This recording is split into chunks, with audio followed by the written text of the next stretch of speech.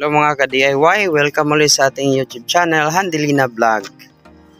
Sa video na ito, ipapakita namin ang isang setup kung paano natin mapagana yung Starlink. So, dito tayo, ito yung kanyang Starlink dish, kita natin.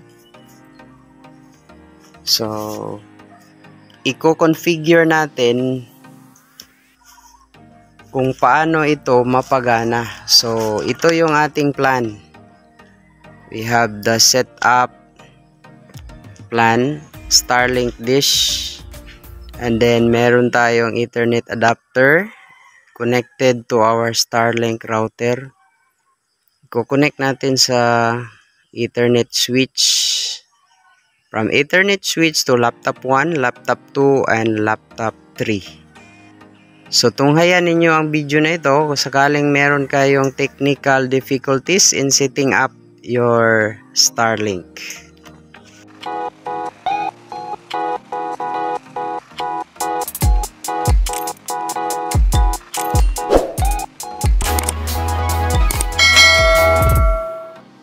Okay, so with the help of my partner dito, si Roosevelt. Ayan siya. Shout out kay Roosevelt. Meron ka bang channel?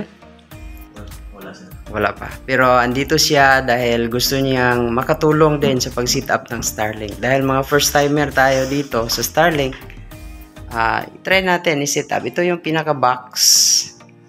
And then ito yung kanyang Starlink router. So sa pinapakita ko kanina na setup, ito yung gagawin natin. So from the Starlink dish, nasa labas na, siniset up ni Roosevelt. So okay na ba yon? Hindi kaya yon ma-dislocate? Okay na, sige, okay na daw. So the adapter, Ethernet adapter, makikita natin, meron tayong pinaka wire from our Starlink dish, and then connected sa device na ganito. Makikita natin ito yung tinatawag na Ethernet adapter. Masi-search niyo online sa Starlink, search lang Starlink Ethernet adapter, and then andito siya. So this is the second option. Actually yung pinapakita natin is ang pag-set up, yung hindi natin alam kasi nakalimutan yung password sa pinaka router ng ating Starlink. So kaya nga we set up itong pinapakita natin. Ito yung pinaka set up na ginagawa natin as an option sakaling hindi tayo maka-access sa pinaka app. Diba merong app yung Starlink. So instead na kukonek tayo sa Wi-Fi sa ating Starlink router, so we have the setup, direct connection using the Ethernet adapter. Andyan. So ito yung wire tungo doon sa ating pinaka Starlink dish, nasa labas yung kanina. And then from the wire or cable nakakonekta doon sa dish, meron siya ditong portion na kung saan pwede natin ikabit yung Ethernet cable. And then ito yung wire din patungo dito sa ating Starlink router. Kita natin. So sa ilalim, para familiarity purposes, yan ang nakikita natin. Setup.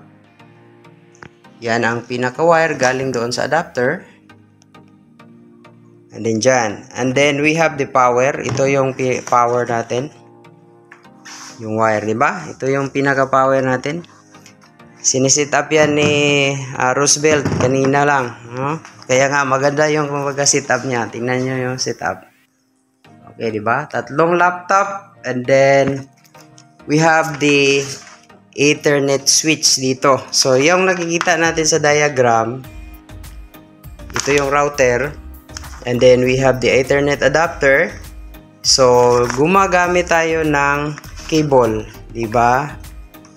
So ito yung pinaka Ethernet cable patungo sa ating TP-Link. Kahit anong brand, wala tayong ginagamit na brand dito. Any brand pwede nyo gamitin. So nakaset siya or nakakonect siya sa 1. And then yung ibang mga ports dito meron 3, di ba? So 3 lang ba ang ginamit natin, Roosevelt? 3 lang na. So 3 lang daw talaga kasi yun lang ang available. Actually marami tayong isi-set up. Pero for testing purposes, ito lang muna ang i-set up natin. So assuming na hindi talaga natin alam yung password nito sa Wi-Fi. Kasi kapag alam natin, napakadali lang i-set up dahil merong app. Pero hindi natin alam paano natin makonect yan. So we will use the option, yung Ethernet adapter. So yan talaga yung pinaka-setup. And then ito na yung setup. And then yung ating mga laptop, pwede natin i-turn on. Try natin, Roosevelt, kung meron ba tayong makuha signal. Pwede mong pakitulungan ako. So actual ito, si Roosevelt, isa sa mga broadband student, napakagaling na batang ito. At mahilig din mag-explore, kaya nga itatry namin dito sa ating video na ito. Hoping na kung merong ganitong mga problema na na-encounter patungkol sa Starlink, baka makatulong ang video na ito. Okay, so naka-on na, di ba? Titingnan natin, di ba? Naka-connect na. Ayan. Try natin i-on. I-click lang yung more. Then got it. Try daw mag-test kung meron na ba tayong signal. We don't know kung meron tayong signal. Ayan. Parang meron tayong signal. Ayan. Napagagaling talaga ng Roosevelt. Paki-check naman yung iba. Oh, nakita niyo 90 Mbps. Okay. So, first setup lang muna ito. Mamaya, gagawin namin ang second setup. So, ang second setup na plano namin is, instead na gagamit kami ng Ethernet switch, i-connect muna namin sa router. Meron kaming test na router. Yung nasa ibaba. Later on, i-connecta namin dyan. And then, since alam namin at kabisado yung password niyan, kasi kino-configure din ng mga students. So, try namin. Si Roosevelt nag-configure niyan. So, susubukan namin i-connect diretso dyan. So, sa second setup. Pero dito, nakikita natin, meron na tayong 91 Mbps. Wow, ang ganda. Check natin further while si Roosevelt ay busy pa dyan. Mahilig siyang magbuting-ting. Yan talaga ang gusto niya kasi baka maging engineer ito. Baka, no? So, we have... Okay, titingnan natin. Hindi masyadong makita. So, latency niya, unloaded is 57 milliseconds. Kung loaded is 52 milliseconds. So, upload speed or 270 Mbps. So, imagine, napakataas. Kung sabay kami, titingnan natin dito, yung setup ni Roosevelt, 32 Mbps. Yung second laptop. And we have 130 Mbps sa third laptop. So, assuming yung mission namin nga i-set up namin lahat through direct connection, yung 42 laptops, ikita ninyo dito, ang dami pa namin gagawin. Kasi kailangan laptop talaga ang gagamitin, hindi itong ating mga client server na setup.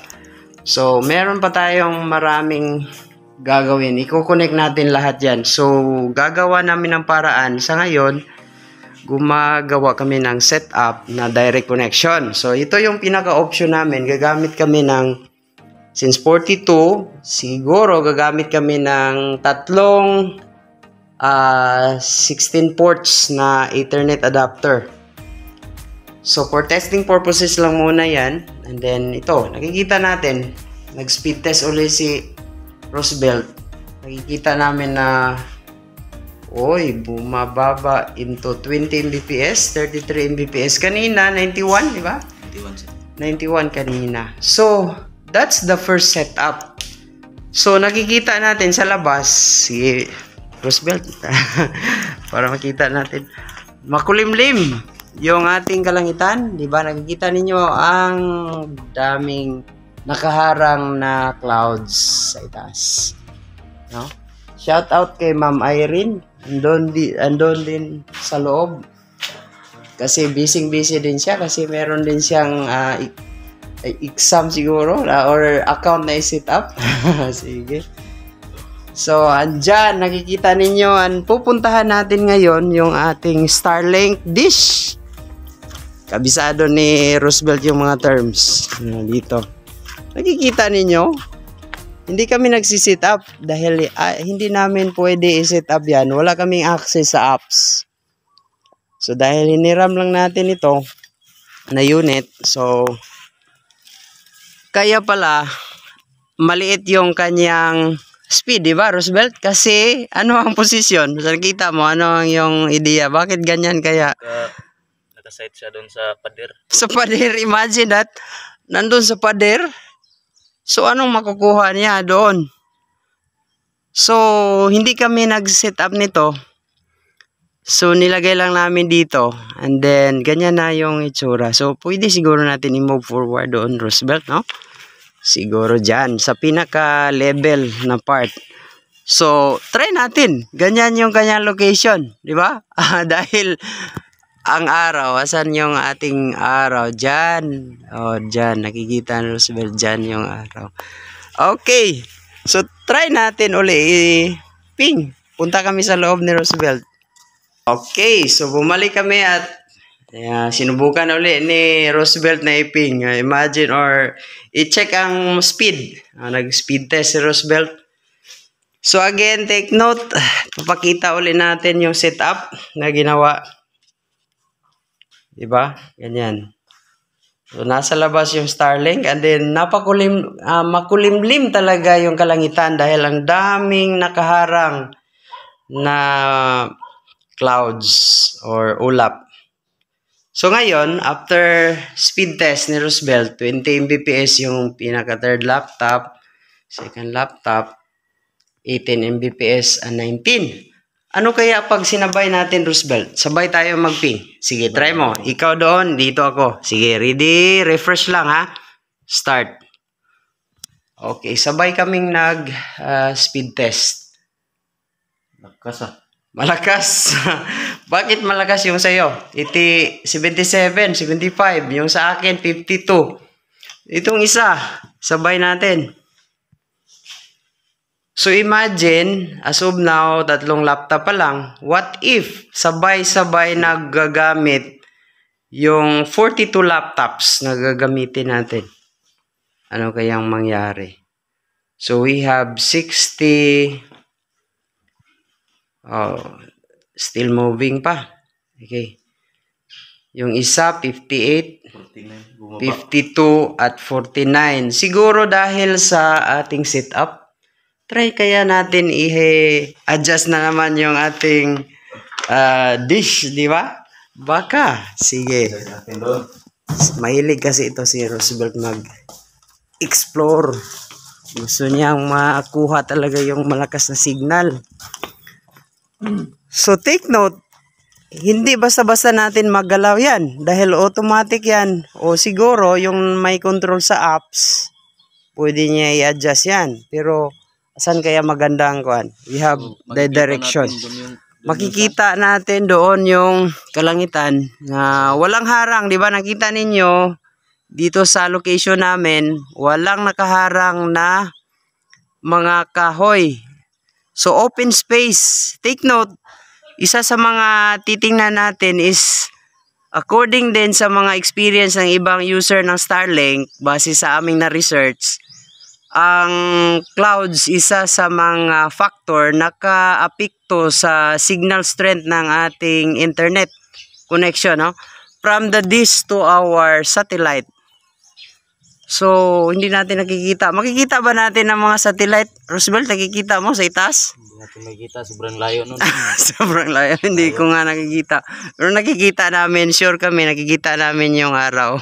Pero kasi yun yung nasa instruction. Nasa instruction. Si Roosevelt mahilig ito mag-research. Kaya nga, tumutulong siya sa akin at voluntaryo siyang volunteer siya na makatulong, no? So, isang magandang katangian ng mahilig siyang mag-explore. So, ayan ang position. So, na-change ba natin yung location? Or the same pa lang?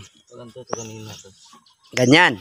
Oh, so, ngayon, parang nakapunta na, naka-face siya sa, harap siya sa face, nakaharap sa araw. Sige, try natin uli. Sige. Try natin iping ulit. Okay. So, ngayon, after adjusting sa position, ngayon, nag-speed test na naman kami ni Roosevelt, no?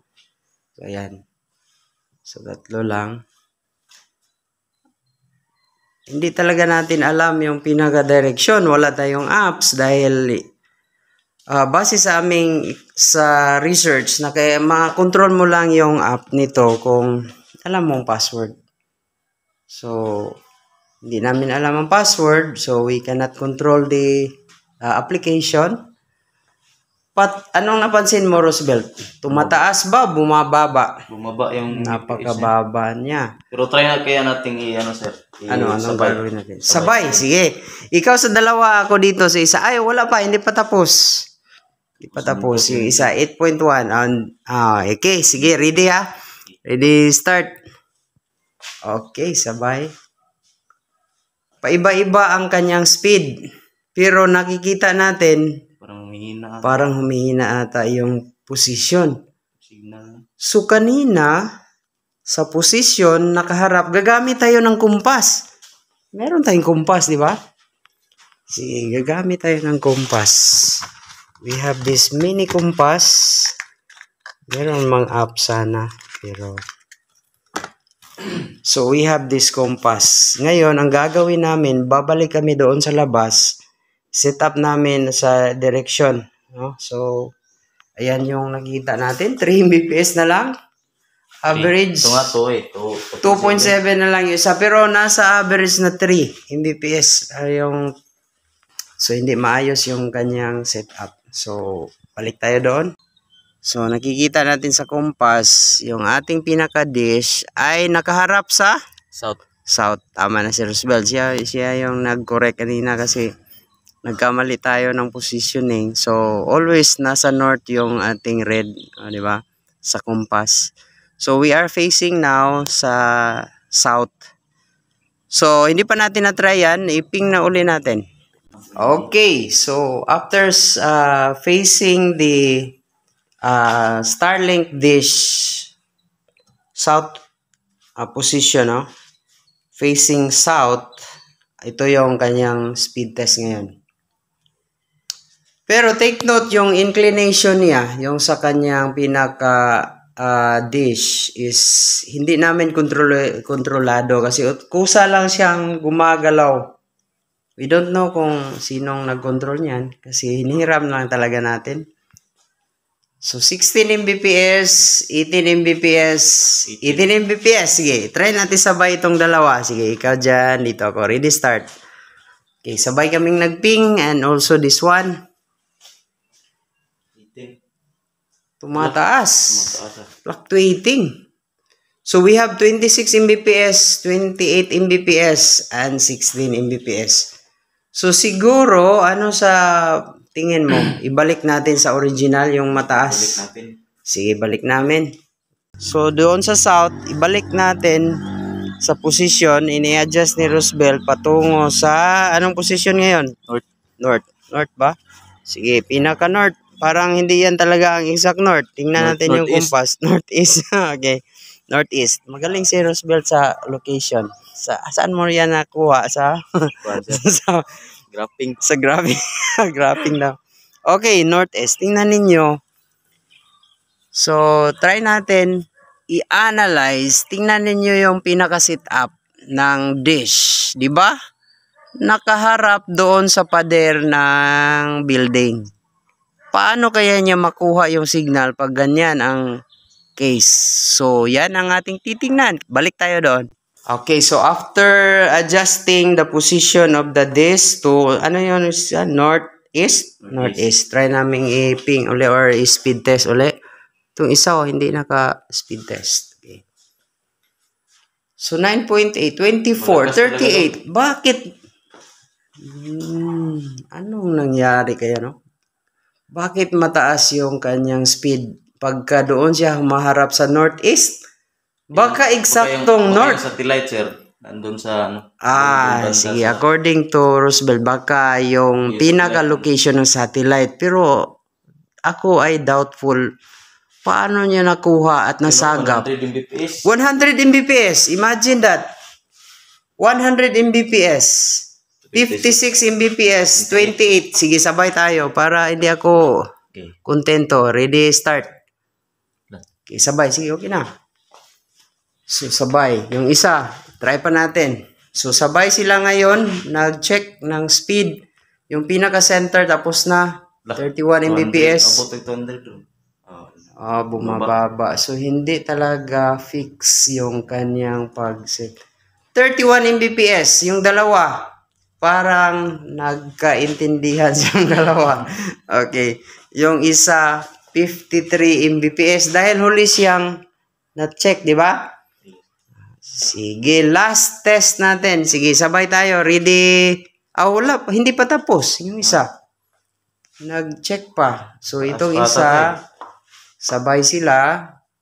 So, kung titingnan natin yung average speed, magkapareho. Halos magkapareho. Nasa 47, 40. Mga nasa 45 to 48. Di ba? Kita natin. So, I think, ngayon ay nakuha na natin yung first setup. So, ang next task na gagawin namin ni Roosevelt ngayon is mag-setup kami uli ng ibang paraan. So, balik natin dito. Yung first setup natin, Starlink router, Starlink dish, nakaposition sa northeast. So, hindi na lang natin gagalawin itong kanyang posisyon northeast dahil mataas yung nakuha natin. Then, nakakonect sa adapter, Ethernet adapter ng Starlink router. And then, nandito, i-connect natin na-connect natin sa Ethernet switch and then distributed to 3 laptops. So, yun ang pinaka-first setup. So, the next setup ay susubukan namin at papakita muna namin yung diagram. Okay, so sa second setup, this is now the second setup na i-try natin. Dahil kanina, nakita natin sa first setup. So, through Ethernet switch at then sa direct connection sa mga laptop. Now, sa second setup, still ang ating Starlink dish. We have Ethernet adapter, Starlink router, and then from the Ethernet adapter, direct connection to our router, and then our 3 laptops will connect to our router na configure. And then, nakaset na yung configuration na automatic sila mag-connect dyan. So, ang papakita natin is ang direct comparison, ano ang mas mabuting setup. Yung pinakamataas yung speed. Ito bang setup 1 or setup 2? So, dito natin ipapakita sa actual. So, ito na ang ating second setup. So, still nasa labas pa rin ang ating Starlink dish, ang ating Starlink router. And we have here from our Ethernet adapter tungo direct sa ating LB-Link router dito. So, generic lang kasi dahil mas madaling i-set up. Ang ating mga laptop is ko-connect na. So, ngayon, na-connect na yan ni Roosevelt. Konektado na. Hindi na sa direct connection. Wala na tayong Ethernet cable dyan na sa ibaba. Hindi na natin ginamit. And then, nag-speed test ulit tayo. Kita natin 20 Mbps. 8.7 Mbps. And then, itong isa, Try pa ni Roosevelt. So, saan kaya ang mas magandang setup? Ito bang setup 1 na kung saan ay naka-direct connection or naka-wifi? Lakas, oh. So, malakas yung isa. Pero, susubukan natin. Titingnan natin. Wait natin. That is 53 Mbps. So, pwede natin isabay. Sige, ikaw dyan. Try ko dito. Ready, start. Okay, sabay namin tinitest at saka itong isa nahuli. We expect na ito ay mas mataas kasi nahuli or ito yung pinakababa. Titingnan natin yung result. Sa tingin mo, Roosevelt, asan kaya ang magandang setup? Yung setup 1 or setup 2? Tingin ko sir, parang maganda yung sa wired kasi Diretso. Okay, so check natin. signal yung Signal. Hindi na natin. Take note yung ating sa compass doon sa ating satellite dish. Nakaharap siya sa northeast. Northeast. Wala na. Hindi na change. So, ayan. So, third pa. Sige, try pa natin. Dahil 3.5, 3.7, at saka 3.1. Diba? Nakita natin? Almost magkapareho. Ready? Magsabay tayo. Start. Speed test ulit kami para makikita natin for the third time. At take note sa labas ay hindi na masyadong maulap. Meron ng maliwanag na pero konti na lang. Meron pa ring mga ano yan, strato clouds. Okay. ito parang lumakas dito sir ah. 43 Parang Mbps. lumakas dito sa 43 Mbps, 26 at 13 Mbps. Sige. For the fourth time, try natin. Ready? Start. Okay, so dahil hindi tayo satisfied at mamaya ibalik natin sa direct, ha? Same setup.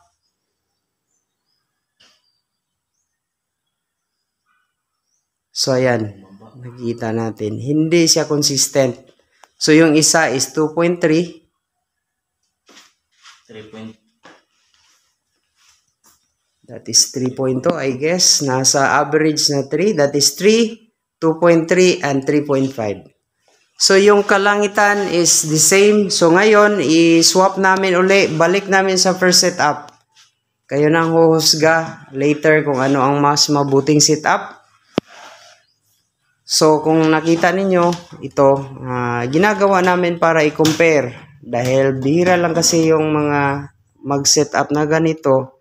Especially kung hindi natin kabisado ang password. Hindi natin alam kasi hiniram lang natin at saka hindi tayo ang nag-configure sa pinaka-app. So, kikita natin ganyan. Binalik ni Roosevelt yung setup kanina. So, ano ang setup ngayon is binalik niya from the Ethernet adapter ng Starlink konektado dito sa switch. So, i-distribute natin sa switch. And then, ibalik ang pag-connect directly sa mga laptop. So, hindi na ginamit yung wireless. Kasi sabi niya sa kanyang opinion ni Roosevelt na mas maganda raw ang setup 1. So, ibalik natin. Last na test. Still the same ang status ng kalangitan sa pag-test kanina. And then, hindi natin ginalaw yung ating position. Then, nag-test na si Roosevelt. Tingnan natin. Take note, this is now setup number 2. Direct or wired. And then, titingnan natin. So, nakita natin yung isa is 94 Mbps. We have 33 Mbps. And we have still running 39 Mbps. So, imagine. So, last test, bago natin i-close yung ating experiment. Okay, test. So, sabay uli sila. Again, still the same ang position sa ating dish sa labas, northeast. Diba? Northeast. Walang binago, hindi masyadong na-align yung ating dish kasi hindi tayo may control noon sa app. And we notice na 77 Mbps, we have 58 Mbps, and 39 Mbps. So, your opinion, Roosevelt? Yung setup 1 ba ang pinaka mabuting setup or setup 2? Para sa akin sir, kung malakas na yung signal sa setup to. Yun, Maganda sana yun yun ang kasi walang masyadong wire. yes, tama. Malinis yun. So, ang disadvantage lang is yung pagka nag-set up one tayo, which is direct connection, ang daming i-prepare namin na UTP cable. But, considering kung gusto nating i-consider talaga yung speed, ayan ang resulta. So, sa setup 1 or setup 2, kayo na ang huhusga. Ginagawa lang namin yung aming pag-test bago namin i-final setup yung ating mga laptops. So, I hope kung meron kayong gusto i-comment, just comment down below. So, shout out uli kay Roosevelt Abiso, ang magaling na student sa ano. Okay, so sa broadband, nag-test kami, and then ito yung resulta. So, last test, bago natin hahayaan. Sige, ready, start. Okay. And then, still the same ang scenario sa labas. And then, we are now using the direct setup. Anong nangyari?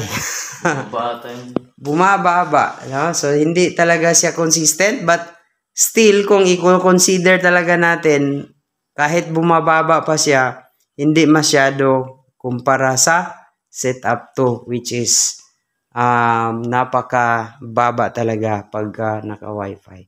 So, nakikita naman natin, that is 9.5, 8 Mbps, and then 8.3. Diba? So, mas mataas pa rin kumpara sa second setup na Wi-Fi. So, I hope na meron kayong nakuha na konting idea, kaalaman. Salamat sa tulong ni Roosevelt at sa pagtangkilik ninyo sa ating channel.